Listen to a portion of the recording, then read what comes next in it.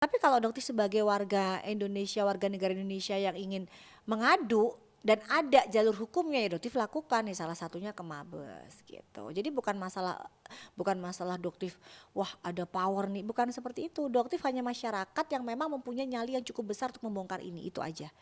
Ya, dan juga pesan untuk Bang Anus, jangan memaksa-maksa dokter untuk terkait dengan kasus yang saat ini lagi menimpa teknik kita dengan Mail ya.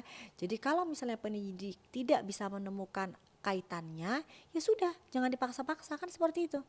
Tapi Anda selalu memaksa, kenapa kok tidak masuk, kenapa kok tidak diambil lagi keterangannya. Ya memang gak ada hubungan, apalagi yang mau diambil ya. Jadi dokter juga ingin katakan kepada Bang Anus untuk hati-hati. Karena Anda sama aja seperti Anda mendikte penyidik. Harusnya Anda nih yang mengacak ke diri Anda sendiri. Siapa yang mendikte penyidik? Ya, siapa yang punya kekuatan, merasa punya kekuatan lebih? Kok bisa mendikte penyidik seperti itu? Kan selalu disebut-sebut perihal pertemuan dokter dengan pihak RG, dokter yang dikaitkan sebagai satu rangkaian disebut Pertemuan, oh iya betul, pertemuan doktif. Kenapa kok yang 3 kali mereka ingin bertemu doktif tidak pernah dibahas? Jadi mereka yang ingin menemui doktif mengunjungi ke rumah doktif berkali-kali. Kenapa itu tidak pernah dibahas? Ya, jadi itu yang sebenarnya ini adalah suatu jalan cerita, bukan hanya tiba-tiba doktif mengajak mereka ketemu, itu tidak seperti itu. Ceritanya mereka yang mengejar doktif, mereka yang ingin menemui doktif, mereka yang ingin mengirim titipan ke doktif, intinya seperti itu. terus laporan dokter juga ke SS kemarin sudah klarifikasi, pihak SS sudah datang katanya. Itu atas laporan penyebaran data pribadi. Jadi di mana doktif dilaporkan oleh pihak SS karena menyebarkan data pribadinya dia, bukan data pribadi sebenarnya, nomor telepon dia yang di jam 7 pagi. Sementara di sini SS tidak menyadari, amnesia mungkin posisinya ya, tidak menyadari dia sendiri yang menyebarkan nomor handphone doktif di jam 1 pagi, seperti itu. Jadi kita sama-sama melaporkan saja. Sebenarnya doktif tidak ingin melaporkan, tapi karena doktif dilaporkan, ya doktif melaporkan supaya SS bisa mengobati amnesianya gitu. Untuk penyebaran data pribadi ini tidak ada komunikasi dok mungkin dengan pihak. Tidak ada, doktif ingin melihat bagaimana, seperti awal doktif katakan yang tadi, doktif ingin amnesia dia segera disembuhkan ya.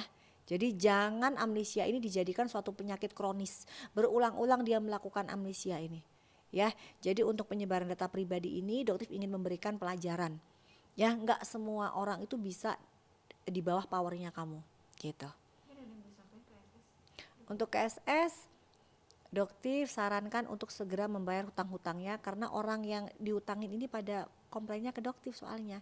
Jadi nanti jangan ada yang bilang ngapain ngurusin hutang-hutang, soalnya beraninya komplainnya ke doktif gitu. Jadi segera bereskan hutang-hutangnya, carilah harta dengan cara yang halal dan berkah, bukan dengan berjualan skincare yang overclaim.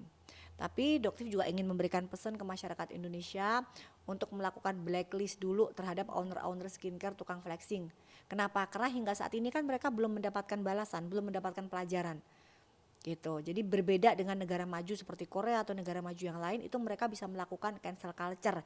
Jadi mereka nggak akan membeli dulu sampai mereka mendapatkan pelajaran dari apa yang sudah mereka lakukan gitu. Dokter kalau nanti di persidangan kita pidana dokter semisal dijadikan saksi sebagai dokter. Boleh, tidak ada masalah. Karena doktif akan menyampaikan apa adanya.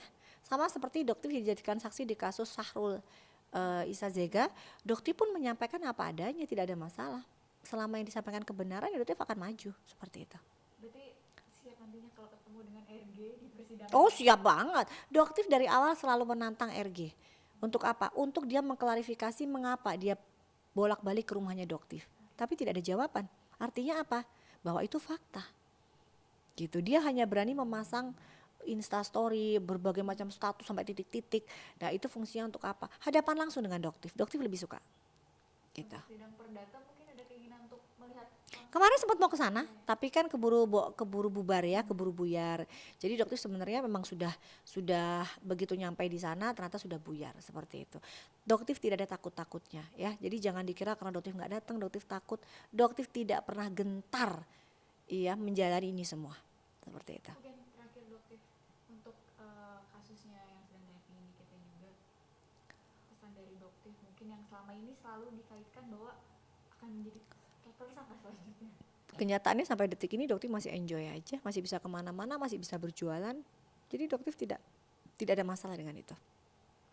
Terima kasih Oke, banyak. thank you, makasih. Berarti kapan mau